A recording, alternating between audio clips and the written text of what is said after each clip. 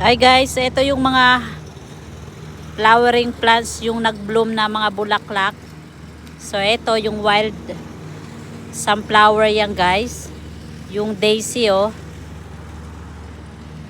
patapos na sila guys. First mag-bloom ito yung daisy, tapos sunod ito. Tapos namunga na din yung mga strawberry ko.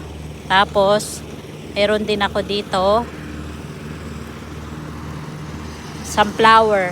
Tapos pag bare months, yung mga moms na guys. Ayan yung mga moms meron din doon. Sari-sari na mga halaman dito guys. Yan yung moms ko magkabilaan na. Meron din dito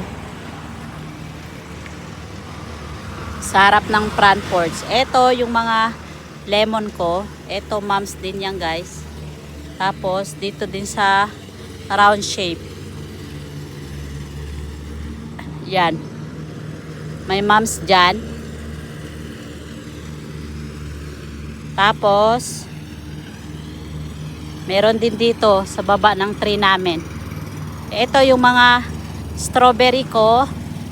Ito ilipat ko to dito para next year dito na mag-harvest si Sophia. Ayan, may mga moms din yan dito guys. Yung marigold nag-bloom na. From seeds yan guys. So ayan. So minsan pag August mag-start na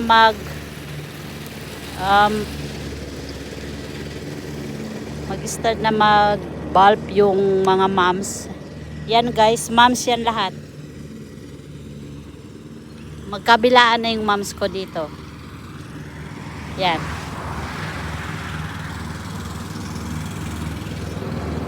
Ito maganda din bulaklak na ito guys. Soon mag-bloom na yan.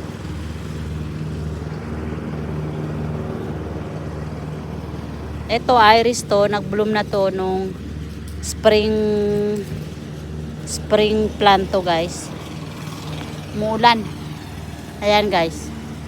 Nagmumo ng damo sa asawa. Ayan. Ay yung harap namin. Iba din yung mga bulaklak ko doon. Ayun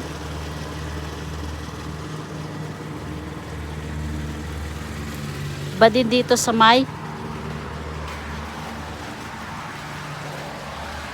yan, gilid.